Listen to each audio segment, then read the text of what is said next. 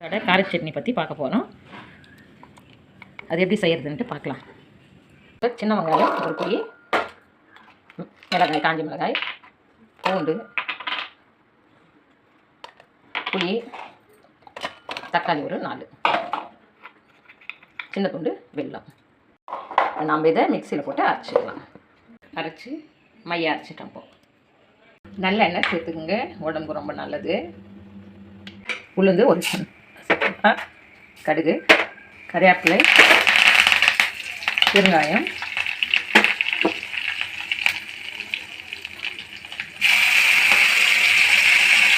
தேவையான உப்பு. இது நல்லா கொச்சி நிறுத்தோம். நம்ம அதுங்கிட்ட பக்கத்தில் இட்லி ஊற்றிக்கலாம், ரெடி பண்ணிக்கலாம். கார சட்னி ரெடி ஆயிடுச்சு. மல்லிப்பூ இட்லி, கார சட்னி ரெடி ஆயிடுச்சு. வாங்க சுட சுட சாப்பிடலாம்.